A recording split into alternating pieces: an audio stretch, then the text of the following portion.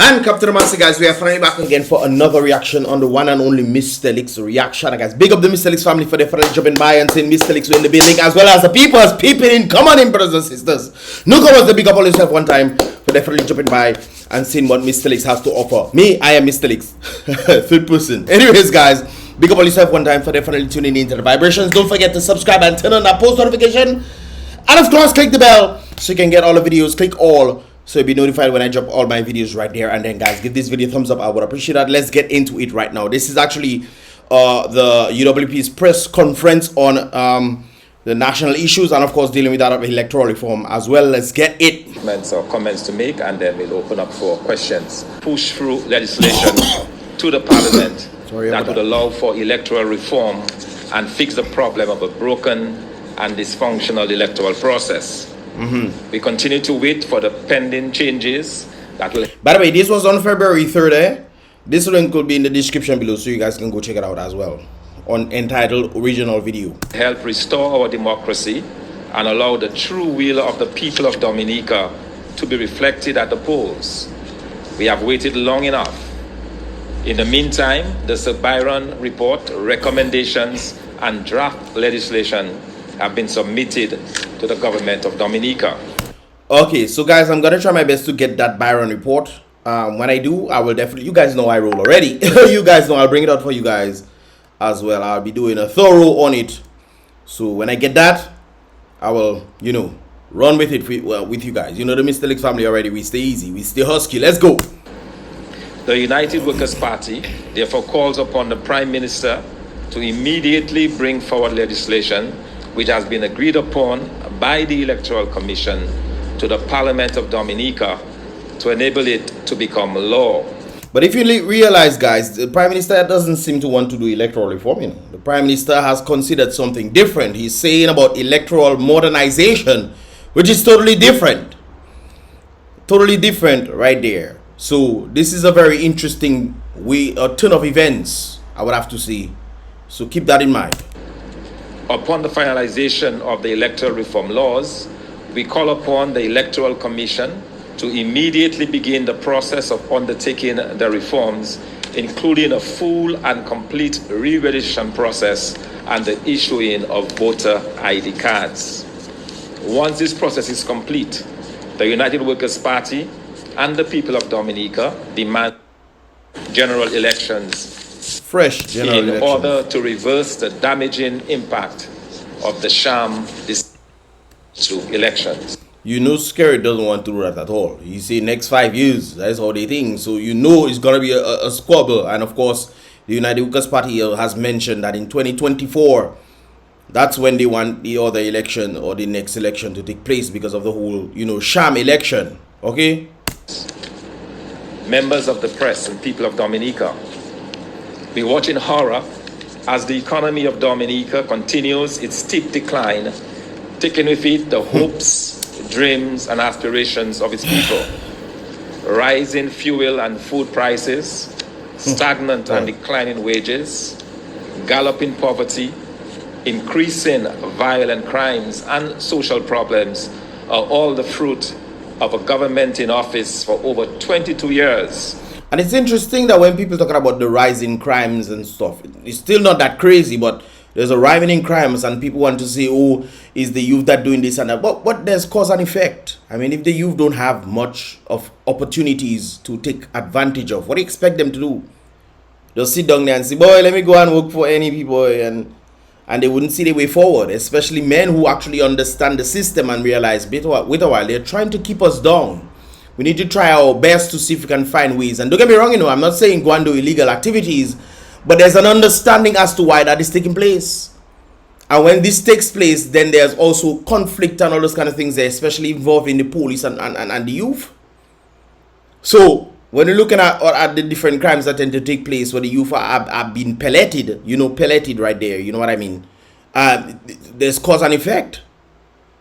And the only way you can properly solve these issues is when you target the economy of Dominica, which is not actually being targeted at all. Because the government themselves, they stated that on the podium, you know, on the election podium. They study what your grandmother and your mother can't do for you. What your mother and your father can't do for you will do for you. They want to do for you. They never spoke about what you can do for yourself as a result of the opportunities that we create. I often ask myself, how on earth we have all these kind of resources in Dominica? And it's very sad. There's another video I wanted to show. Professor Lumumba, he indicated that very well.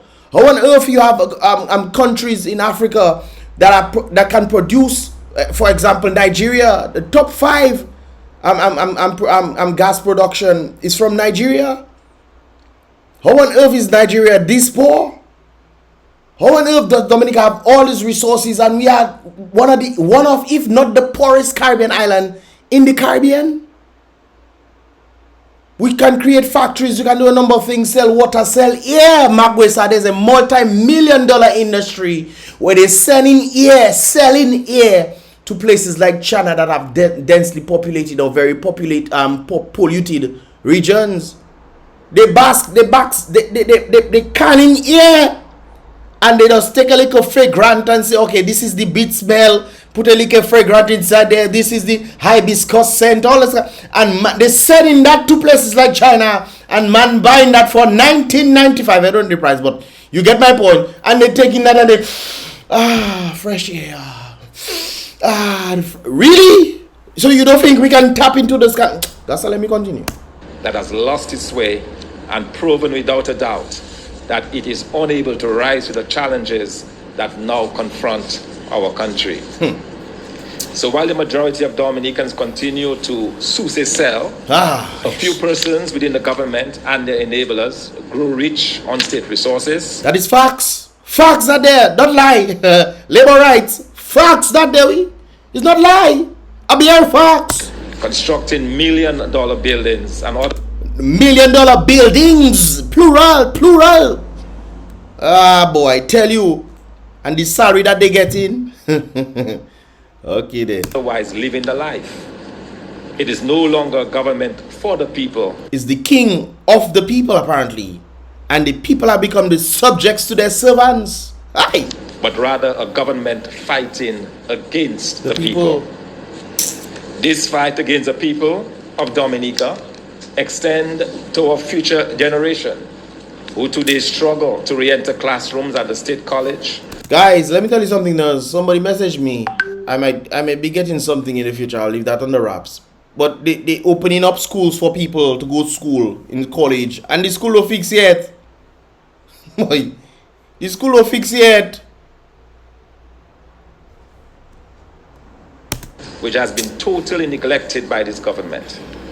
The neglect touches our students at universities who in some cases are unable to graduate or meet their tuition, and instead of being helped are told disdainfully and disrespectfully by the Minister of Education to quote, shake their pampa. Boy, that girl is the decline under this government is reflected further in the growing number of domestic violence cases, a crumbling court system stretched with delays, decline in healthcare, and an ever-increasing number of Dominicans leaving the country for good.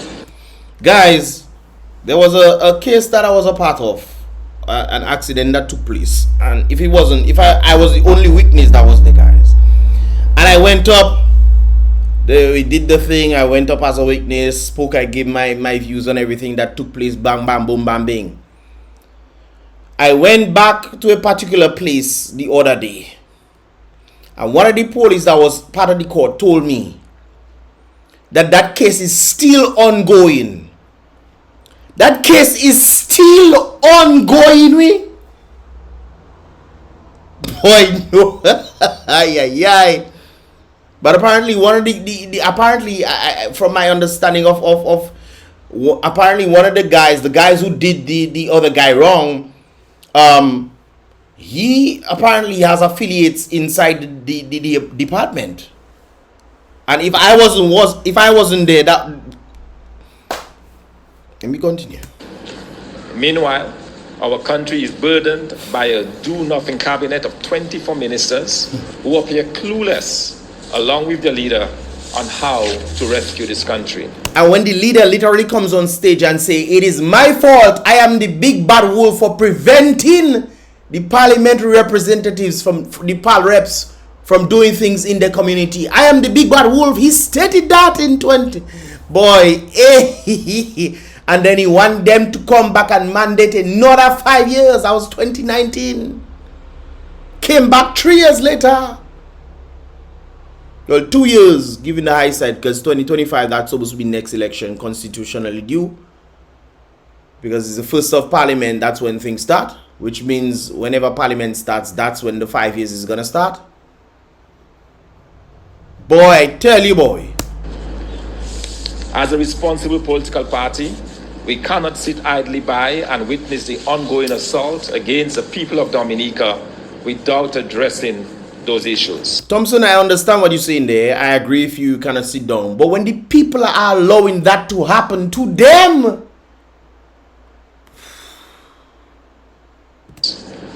therefore, allow me to make the following recommendations to the government and people of Dominica, and especially to the government. 1, immediately pass legislation for electoral reforms and begin the process of re-registration and the issuing of voter ID cards, to be followed by the holding of fresh general elections. That's a good idea. I think that should be done, especially for free and fair elections. The Prime Minister came on his press conference stating that elections have so far been free and fair, as if CCJ didn't see the things that happen in elections, and stated that elections should not continue. OAS don't rule that again. OAS rule that this thing is supposed to be rectified. That was in this 2022 election there. 2019, the 2022 when they stated that very same sentiment right there. The CCJ stated that there are things in the elections that need to be corrected before another election is done, and another election was called.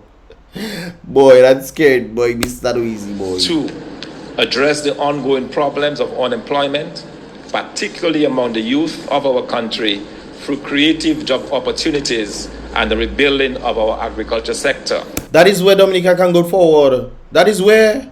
Why isn't it not being done? That is my question. Create factories to create surplus in the country. Send out exports. There's one thing you can send out, raw materials to other countries, but then you make more money. Like if you guys notice when I did the vlog video in New York, when I stated I drank cacao water. You know what cacao tea? I drank cacao water. What they're doing is importing the raw materials, bringing it in New York, and then they're making the product and then selling it. So in other words, if you have one grapefruit, you buy the grapefruit, you buy the grapefruit for say $1. You buy the grapefruit for $1, 50 cents. You buy grapefruit for $1. You make juice from that one grapefruit, and you dishing it out and you selling in juice. You selling juice. You can probably make 5 juice from that grapefruit. You selling juice $3. So from 50 cents to $15 from that one grapefruit. That is what they're doing. We can do the same thing too.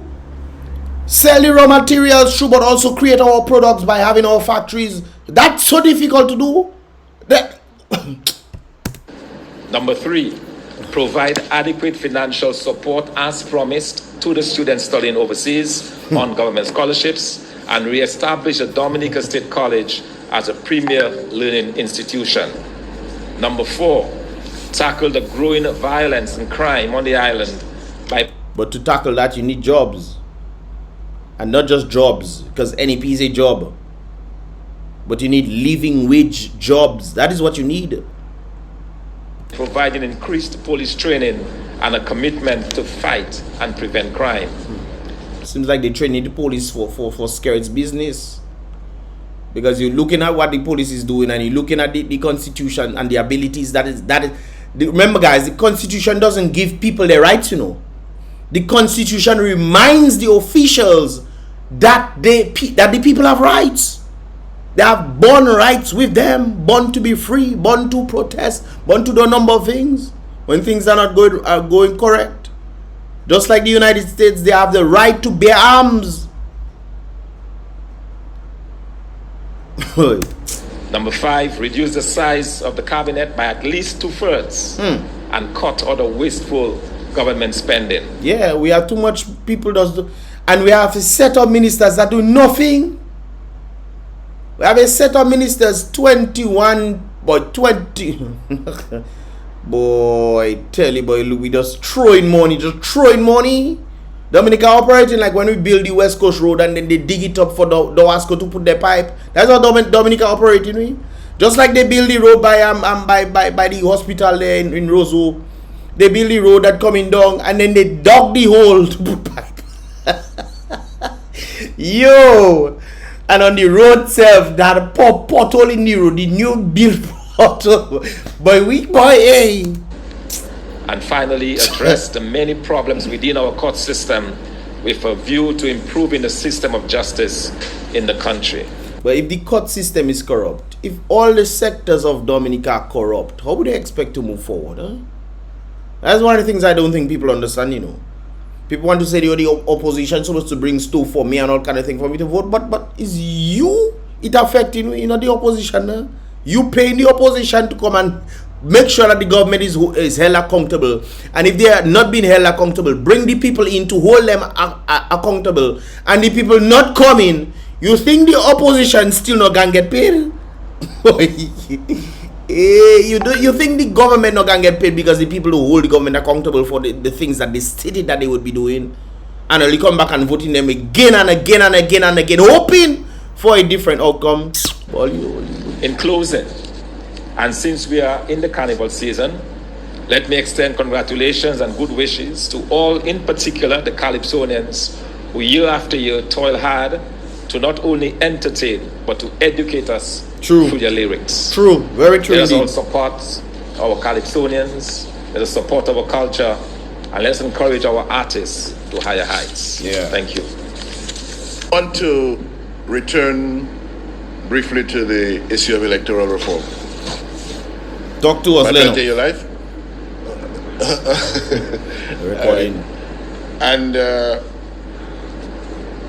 First of all, to welcome members of the media. Thank you for coming, and a very warm welcome to the people who are listening to us or looking at us on social media platforms. In November of 2022, on the 6th of November, at that time I was the political leader of the United Workers' Party. No, I had resigned as political leader, but I was opposition leader in the Parliament of Dominica, and in that capacity I received a letter from Sir Dennis Byron dated the 6th of November 2022. I want to make some brief remarks because I want to share, and before those remarks, I want to share this letter with you. It says, "Dear Mr. Linton, I greet you respectfully and assure you that I am working towards expediting the presentation of my recommendations for the improvement of the electoral process in the Commonwealth of Dominica. I'll be presenting my report in two phases. Phase 1 will deal with the registration of electors, and phase 2 with the election process. I am in the final stage of phase 1 of the report. It is in this context that I present to you under confidential cover a draft registration of electors bill and draft registration of electors regulations, and invite you to study these drafts and be available for a consultative meeting regarding them at a time to be agreed. These drafts should not be presented to the public. I'll say it again. These drafts should not be presented to the public. Publication should be the responsibility of the Honorable Prime Minister only after I have made formal presentation to him of my report. I have been mindful that my engagement carries the expectation of bridging the sharp divisions of opinion that have handicapped the completion of this reform exercise. Against this background, legislative support is required to give effect to the recommended reforms. The existing legislation relating to the registration of electors, as well as the electoral process, is quite old, and it has been a flashpoint for political disagreement and community dissatisfaction. Merely amending the existing laws would not satisfy the goals of the reform exercise, and new legislation is needed to modernize the electoral system and to bring it in line with the international best practices. The preparation of the new legislation. They talk about modernization there, but they also include the encompassing of the laws as well. So it's not just saying, oh, let's modernize the process like the Prime Minister was indicating from my understanding. So that is interesting. Let's go. Has benefited from the expertise of Dr. Beverly Pereira, legislating drafting specialist. It was also considered that... Guys, I have to take that call. Hold on. Okay, guys, I'm back. I had to bring it back a little bit, but let's continue. To bring it in line with the international best practices. The preparation of the new legislation has benefited from the expertise of Dr. Beverly Pereira, legislating drafting specialist. It was also considered that consensus resulting from consultation with the Electoral Commission would increase the probability of acceptance of the proposed reforms. Consultation took longer than anticipated, as it was characterized by robust discussion and even resulted in several modifications to drafts of the proposed legislative instruments. I am pleased to report that the draft legislation now presented to you has the consensus of the Commission. I do not present the company information, but I'm willing to respond to your inquiries and submit any information you may request. Finally, my proposals as to the timelines going forward are as follows. You saw that. 1. I will present Phase 1 report during the month of November 2022. 2. Parliament tables the Register of Electors legislation in December 2022 with a plan to enact it in January 2023 so that the Register of Electors could be compiled in accordance with the recommendations during that calendar year. Today we're in February, guys. February. So all these monies that we spend to do these things, where are we with electoral reform? Where? But the Prime Minister decided to call elections when the East was in turmoil. 3. I will present Phase 2 of the report February. After a consultation process similar to that undertaken for Phase 1 in February, March 2023. Parliament tables and enacts the Phase 2 legislation in March, April 2023. Sincerely, Sir Dennis Byron. 6th of November 2022, 3 months ago. Sir Dennis Byron had the consultations that he requested to have with us as the final round of discussions between us.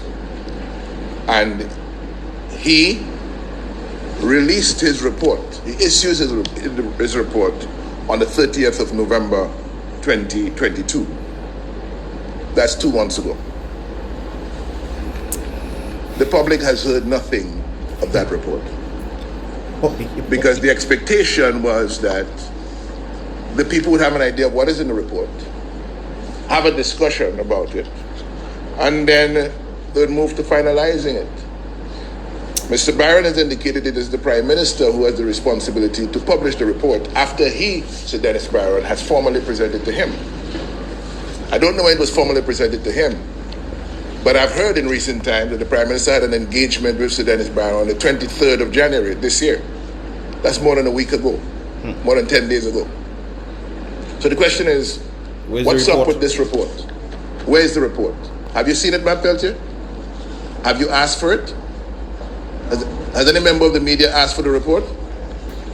But Mr. Skerritt has been speaking to you at press conferences and he's been addressing the question of the electoral report. Nobody asked him for the report? Nobody asked what is being stated on the report?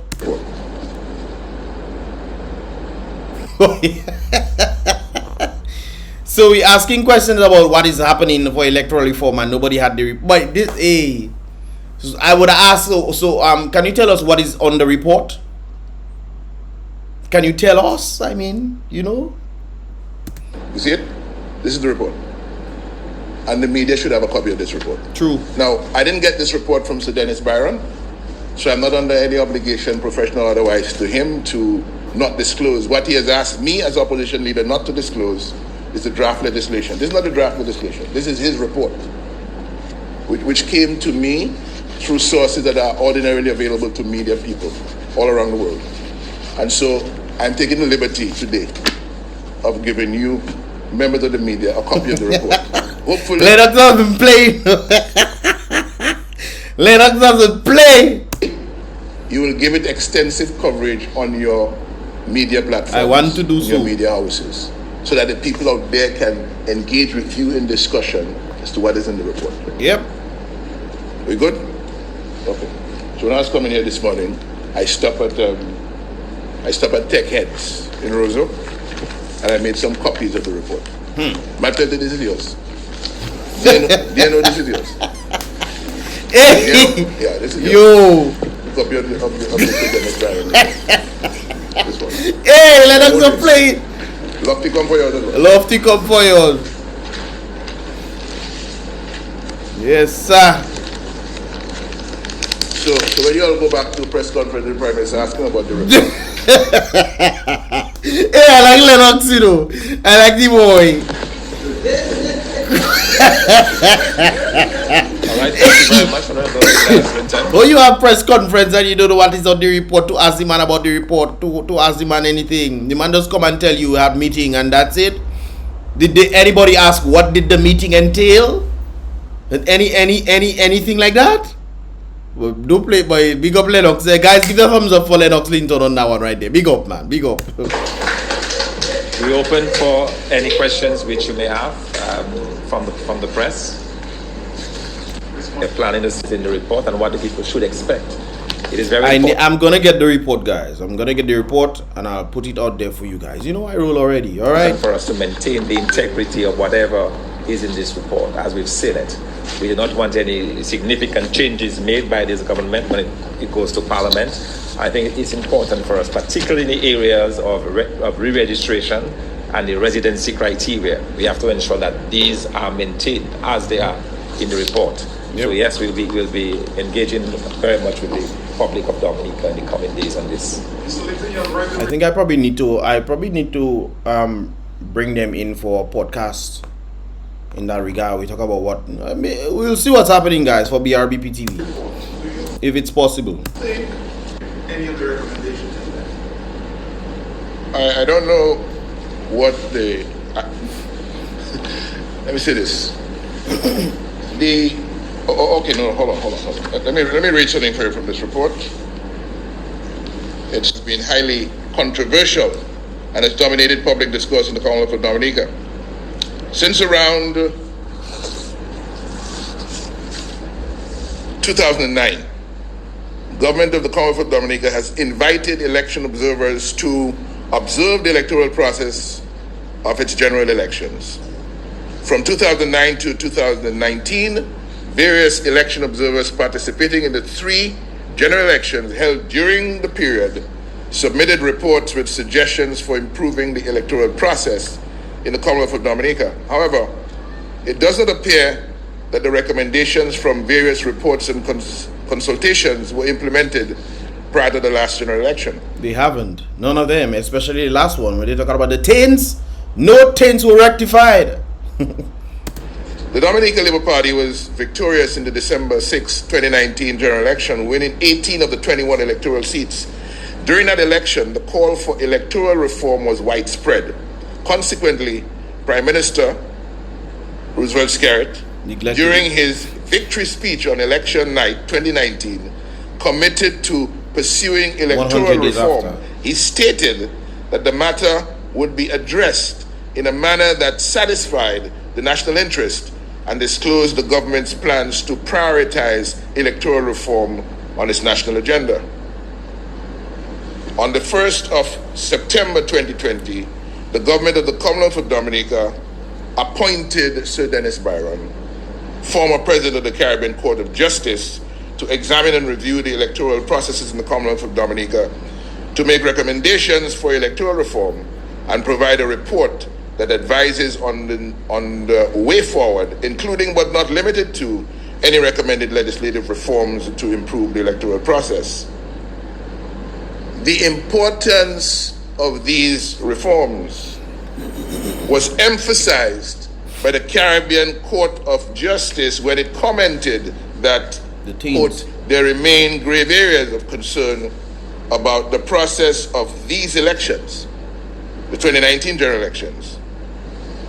Future elections in Dominica ought not to proceed with these or similar themes. That's how the background to this report closes, with the quote of the obiter comment from the Caribbean Court of Justice.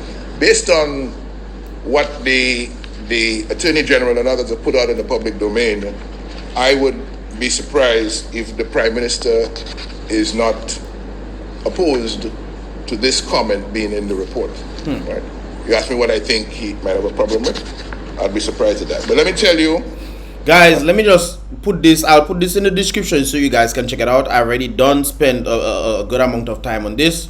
Let me know your thoughts in this regard, guys, and check out this very video in the description below. It's in the video description. Just open up the description, you will see the original video.